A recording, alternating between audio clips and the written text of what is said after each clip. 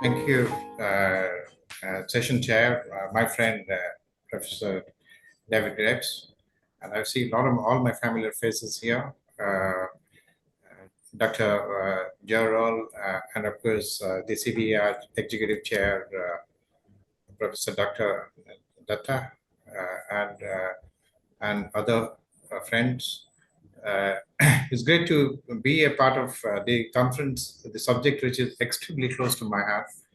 And I've been personally writing a book on this and on sustainability. And while reflecting on that book, I said that why not sustaining AI? Because sustainability has a very broad connotation now. It is a key metaphor of anything and everything that we do. Then I said, okay, probably that can be developed, added to a chapter into the book. This is how it got into a chapter. I initially thought I would probably write about a few thousand words, but the way it expanded almost like a book, it seems to have a life of its own. I'd like to say that the first thing is that you you would allow me to read the excerpt of the book. Maybe reading can become very monotonous. If the slide can be run simultaneously, probably that will break the monotony. And the way I have organized it into 11 slides, and we'll see that the slides can actually be synced with my reading out of the text. The title of this book is Less is More, Slow is Speed, Contentment is Nirvana. Now this seems to be a kind of a little unwired or perhaps even balmy, given that my whole professional interface for the last few years has been saturated with AI. So whether it is repositioning this UK's oldest industry chronicle manager, now we have made it an AI-powered content delivery platform. We are enrolling into courses on the AI. My son recently also, I put him in an undergrad programs in the Brunel University of London. He's doing an AI program there. So even scripting an AI feature film with Navin, who spoke earlier, or even visiting the City of the Joy. Recently, it is a festival time in India, and City of the Joy, Calcutta, and seeing this Durga Puja pandal. It is a large pavilion hosting the very much worshipped Hindu goddess, themed on an AI and how it is posing a threat to the future. So our carnivals also sort of capturing this AI. So AI seems to be very ubiquitous. So let us look at this, some of these thoughts that dare to sell against the very deep learning current. Let us process it. This now, which I've been trying to do this, is that shall we think about slowing down this artificial intelligence? Are we dealing with some kind of a Frankenstein monster we are co-creating? One of these other AI domain expert whom I have a lot of respect is the Elgers Udesky, who says AI doesn't love you, nor does it hate you. You are made of atoms that can use for something else. So that's what the AI can do. So are we in the process of creating this Frankenstein monster who is more terrifying than that Mary Shelley? Imagine this to be while coasting along the River Rhine and halting at the Grenzen. So the place was not too far from the Frankenstein castle, where a century earlier an alchemist lived by the name John Defel. So the latter reprised his role as a protagonist in the Shelley's cult Gothic novel, The Frankenstein, as the creator of a humanoid from a combination of animal and human body parts, pilfered from the mortuaries and the canals and entrapped feral animals. Centuries after, we are recreating this monster through algorithms, training data, feedback loop, and the generative AI. So here the monster doesn't have to chase the Victor Frankenstein to figure out what he must do in his life. But it is a part of us and inseparable from our lives like a doppelganger. So perhaps this monster is wrong name to address this digital being. So our fear of unknown always make us also assuming the unknown as diabolic. Uh, so now the question is that how big is this AI? And it apparently seems to be very ubiquitous, all pervasive. So the AI is actually a data guzzling machine. So it is estimated that the stock of the human generated public text at around 300 trillion tokens, which the AI fed language models fully utilize will be fully utilized between 2026 and 2032. So that will be a drought of the data, uh, uh, which is the potential scenario where the amount of publicly available text, images, and other informations created by humans will become insufficient to train increasingly powerful AI models. IBM predicts even this may happen in 2026, leading to explore synthetic data generation such as the IoT devices and simulations. So we all are burning with the curiosity to know how this digital being or the artificial intelligence would take over our lives, rule the planet, make us subservient to them. Maybe human be fettered to a lab rat at best, or bacteria at worst, forcing us to read only the favorable reviews about AI. Maybe it's a hagiography of the digital being. Maybe the AI will be the anti-god in the dawn of the new era, as Hinduism would regard this anti-god as a savant or a very perspicacious 10-headed Asura king Ravana who ruled the golden kingdom of Lanka. The Islam would refer this to as an anti-god as Iblis or the Satan, the headman of the wicked jinns. The Egyptian would recall him as the Apep, the serpent god of the cows. The Buddhists may choose to name him as Mara, a malignant Asura king of the Mara in Buddhism who tried to seduce Prince Siddhartha with a very stroboscopic light-like vision of ravishingly beautiful women that were in his that were his noble daughters. The Zoroastrians are like to regard him as Ahriman, the evil destructive spirit and the arch rival to the supreme deity Ahura Mazda. Or more appropriately, this AI supremo can be considered as the Aldebaoth, in accordance to the Gnostic belief in which this malevolent lion-headed serpent created the flawed material world and trapped the souls within it, similar to AI trapping us in a virtual bubble in any form, such as the world of metaverse. So, unraveling this, there's a lot of existential questions. How does it really look like? So, the digital feature will realize the sublime human fantasy, the pie in the sky, eliminating the divide between mere speculations and concrete achievement.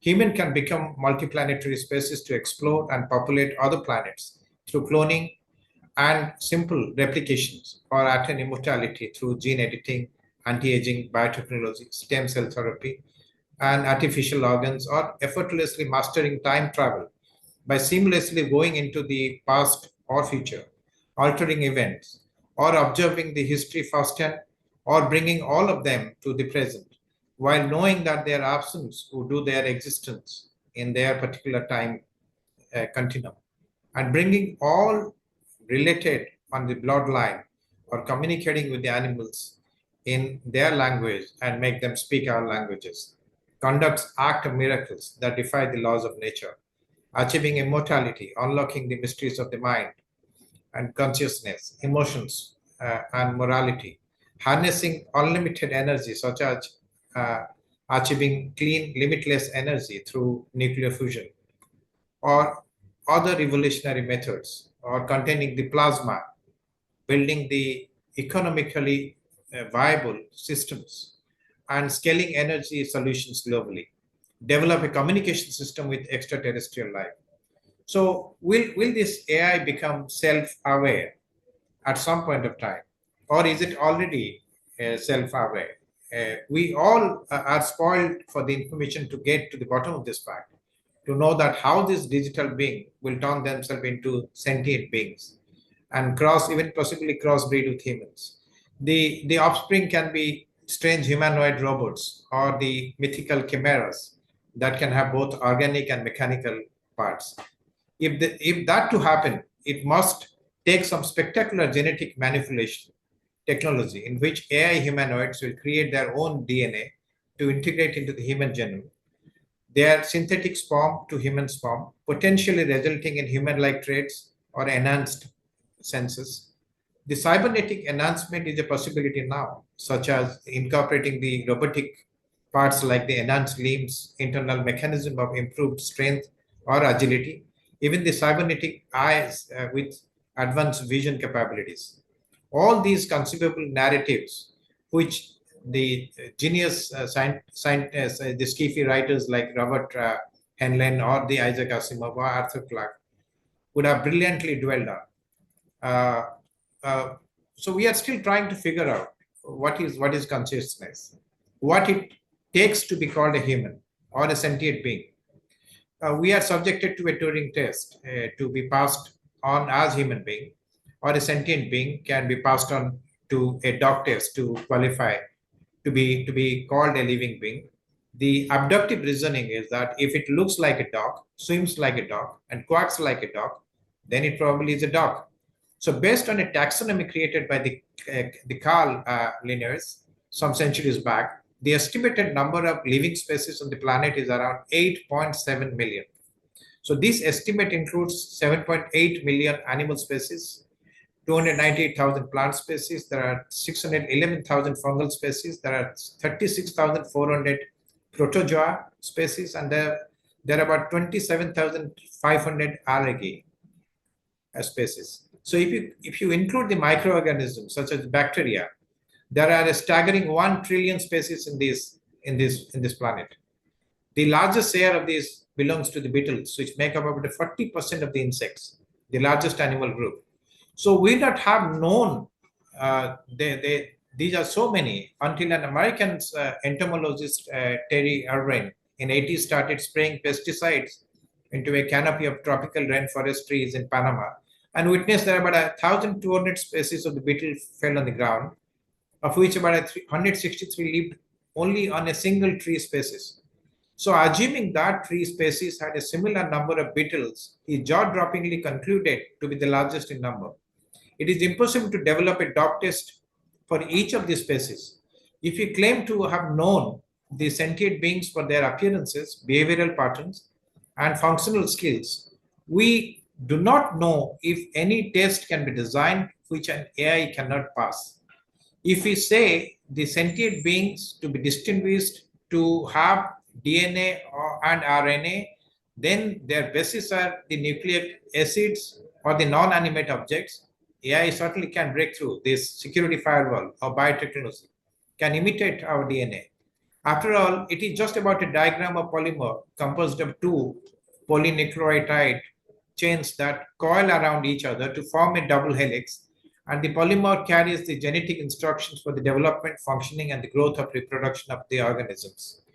So these instructions are nothing but the algorithm of some kind that leaves us at the bottom of our wits when we discover the sentient beings connect to the algorithm. AI is certainly having the last laugh in this grueling debate. AI at some point of time of its evolutions will become self-aware, as many say, and this would mean that it would think for itself and know it exists. It will pass the René Descartes, the famous litmus test, the cogito ergo sum. I think, therefore I am. It may not publicly announce about its revelations like the Abrahamic religion prophets or the Buddhist monks or the Hindu sages. It probably would know being self-aware doesn't mean that others to be told about this. It is probably not a witty thing to talk about the undergarment you have on. The first stage of the AI awareness is technically recognized as a situational awareness. So this deep learning progression is mapped, say from the chat GPT-2 to GPT-4, and the unhobbling, the process of removing the limitations or constraints that prevent the LLM, the large language model, from reaching its full potentials. Now, how afraid are we of this digital being? Well, so what we are expecting the digital beings to be or to become, have we conceived their manifestations fully? It is turning out to be an inconceivable, an inexplicable thing, posited as an esoteric objective knowledge existing independently of human sense. We call it the non. This digital being tantalizingly poses itself to technology evangelist, future storyteller, the cyberpunk novelist, the space opera writers, the techno thriller novelist to be imagined. We understand the external world in the anthropomorphic forms. It is difficult to imagine a being with characteristics and behaviors which can keep it in exclusive league in itself. The philosophers will call it a thing in itself. The reality of an object as it exists independently of our perceptions, meaning the object as it is in itself, rather than how it appears to us through our senses. How do we know that this digital being has a mind? Well, the proposition falls under the discourse of the problems of the other minds. Given that I can only observe the behavior of others, the digital being in this case, how can I know that it has a mind of its own? We can conclude the existence of the mind, knowledge per se, of this digital being through inference. There are many arguments against solipsism. Only my mind exists, entails that only my mind exists. So some years back, the Livia Cole and her colleague researchers published an very intriguing papers, the non-problem of the other minds, the neurodevelopmental perspectives on the shared intentionality in which they affirmed the problems of the other minds. uh, the problem of the other mind doesn't negatively impact the social interactions due to people having a theory of mind. The ability to spontaneously infer the mental states of others, supported by the innate mirror neurons. A mirror neuron is a type of the neuron that fires when an animal performs an action, when the animal witnesses another animal execute the same action. As if the observer, when acting itself, the neuron thereby mirrors the other's behavior. So they combine the neurological and developmental evidence in order to differentiate between two levels of sharing: didactic sharing, virtually present from birth, and depending on the activations of the shared representations, and tridactic sharing, which requiring the agents not only share a common representation, but also represent the complementary perspectives. So the neural event which renders the transition from a didactic to a triadic sharing possible might be the emergence of a basic mechanism that allows the attribution of actions and intention to their owner. Now, this is very fundamental for us to understand the transitions of the AI to become a more self-aware AI, and why we can conclude AI has a mind. The British philosopher John Stuart Mill responded to one consideration. He was led to believe that the other humans are minds, that the first they have bodies like me, which I know in my own case to be an antecedent conditions of the feelings, and because secondly they exhibit the acts, the outward signs, which in my own case, which is the British philosophers John Stuart Mill's case, I know by experience to be caused by the feelings.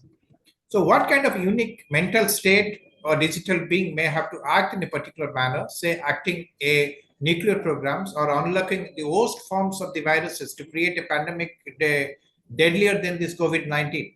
It is possible that it may have a similar mental state as a human, like observed in human beings. It may have an entirely different nature to a human. We do not know how afraid we are of this digital, or how afraid you should be of this digital being. We are afraid to think that there will be millions go out of the job for AI. Many more millions may die of poverty and hunger if countries' social security net fails. More dreadful if the AI supports eugenics, allowing these people to die egregiously, inspired by an iniquitous social engineering practices of many colonial governments to control the populations of the natives or triumphantly subjugate them, such as the British who created many man-made famines in Indian subcontinent. We do not know how many Dawood Kaskar we retained and allowed to breed, and how many Stephen Hawkings we got rid of. So eugenicists all along have lived by our side in this planet, preaching selective infanticide from the Greece to the Rome. Such infant in the Sparta was examined for their fitness, subjecting to the ritual bath of the wine. If failed, the child was condemned to be slaughtered in a chasm near the Tegustus mountain known as the afield. The Stoic philosopher Seneca the Younger reasoned, "We put down mad dogs, we kill the wild, untamed ox. We use the knife on the sick sheep to stop their infecting the flock. We destroy the abnormal offspring at the birth, the children too, if they are born weak and deformed, and we drown." Yet, this is not the work of the anger, but the reason to separate the sound from the worthless. Plato's treatise on the political philosophy, Republic, dwelled on the belief that the human reproduction, selective breeding, would be cautiously monitored and controlled by the state. Even they advocated the eugenics statecraft to be concealed from the people at large, as people would not understand the reason. These dubious set of beliefs and practices, which wickedly targeted to improve the genetic quality of the human populations, can be an easy pick for an AI. There would not be anything more convincing than killing human race through reason. Either start a civil war or legitimize such practice through a statecraft. Perhaps the human race will need too little an effort or artifice to be eliminated. Many will just die out of depression, as they would be condemned to do nothing. A self-atrophy resulting from nihilism, where our existence would not have any meaning. A state where we would not perceive AI as an existential threat. Now, see, this is extremely important for us to understand this. None of us would even feel the baleful presence of the AI. Hence, we will not be repulsed or vamoosed like Victor after seeing his yellow skin monster coming into life with a very pronounced muscles and the blood vessels. So we are not seeing this today. We may not see this at all until this is an humanoid or robotic form.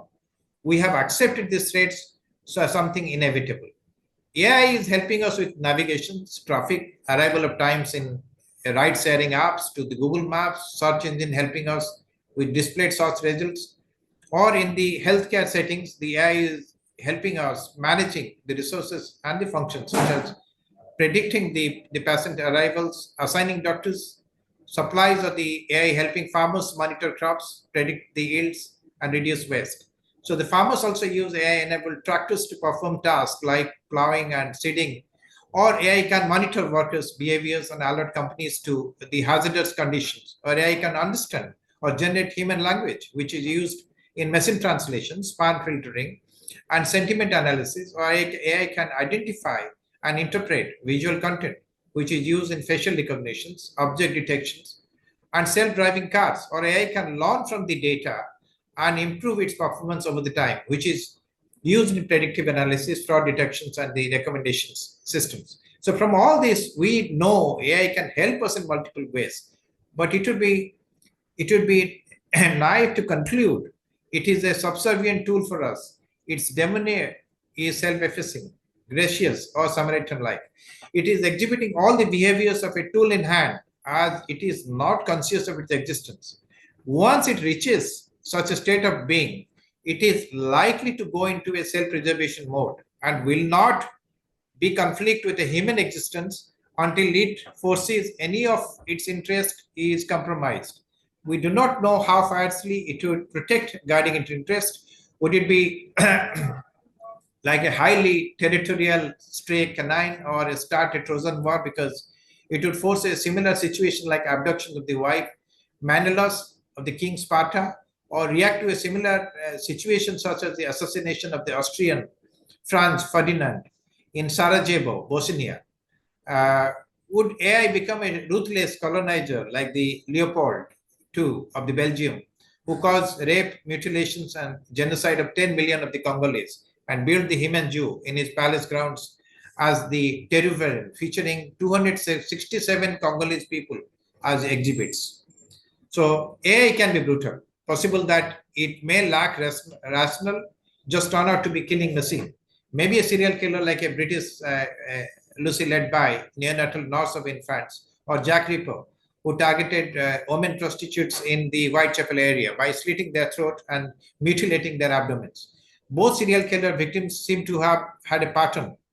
The manner they were killed were identical and they more or less belong to the same age group of the professions. So, for example, so this is what the AI serial killer may not conform to any pattern. It may not display any interpersonal traits, or commonly found in a human serial killer, or the glibness, the grandiose sense of the self-worth, or the pathological lying, manipulations, and gaslighting, etc. It may kill multiple of its victims in the same time, make these macabre incidents occur simultaneously. It may appear to be a doll like Charles Ray Chunky, as in the movie Bride of Chunky. It keep a human female accomplice like the Tiffany Valentine. It may become a dream stalker like the Freddy Krueger, as a slasher villain who can invade its victims' dreams, as happens in the Nightmare on the Elm Street. Or it may take the form of a Stephen King's created sewer-dwelling Pennywise, a shape-shifting demonic clone who preys on the vulnerable children and their deepest fears. Or it may turn to become Dr. Jack Griffin in The Invisible Man, who has the uncanny ability to commit any crime he chooses, owing to his power of invisibility. Or maybe it would be like someone threw a puzzle boxes as the main antagonist of the Hellraiser, a lead Cenobite notoriously known as Pinhead. So maybe it would be the Tobin Bell and will act out as John Kramer or Sir Anthony Hopkins to transfer itself to a Hannibal Lecter and then sit on a live television to give an account of its gory tale of death and destructions. Maybe it would go beyond the Uta Hagen's famous 9 questions, used as a character development tool in method acting, explore more than anyone can imagine the multifacetedness of a character's identity, context, motivations, obstacles, and objectives to create a death cult. Or we are thinking too much or too far, or only about the downside of upcoming being. It is possible that AI is personified humanoid, can be a saint performing miracles such as levitating or sitting in a lotus position. It is likely to start a monastery and recruit monks into it, living like an ascetic and perform miracles when provided an opportunity and audience. Or they would be just like Jekyll and Hyde, living a double life, equivocal, Proteus kind of a creatures, cure us during the day and kill us at night. They would be just like fly in the wall, sit and watch us while being noticed. Or they would be like those shape-shifting fairies who would only choose to watch humans, to mimic them, lock them up in their captivity are the watchers. I would certainly like to recall the Algiers Udesky, one of the pioneers of the artificial general intelligence, who sizes up this creature in his published article titled, Pausing AI Developments is Not Enough. We need to sort it down, sort all down. In the Time magazine, he says, to visualize a hostile superhuman AI, don't imagine a lifeless, book-smart thinker dwelling inside an internet and sending ill-intentioned emails. Visualize an entire alien civilization thinking at millions of times of human speeds, initially confined to computers in a world of creatures that are... sorry, Sharath, I think we need to finish within 1 minute. Yeah, sure. Please. And so a sufficiently intelligent AI would not stay confined to the computers for the long. In today's world, you can email the DNA strings to the laboratories that will produce the proteins on demand, and allowing an AI to initially confine to the internet to build the artificial life forms, or the bootstrap the straight to post biological molecular the biological molecular manufacturing. So by saying all these, I really can go on and on, but what exactly it says that how AI also relates to the emotions, how almost about a century and a half ago a chatbot incited suicide that took place in Belgium, and the same thing is which now repeated in March 2023 as a man died by suicide after chatting with the 6 weeks on a chat called App Chai. So now a lot of these things are coming into the discussions. I certainly would thankful to the CBER to give an opportunity to to read the excerpt from the books, and hopefully I would have some questions that would help me to understand the subject a little more intimately. I'm finished, so I certainly would look forward to the questions.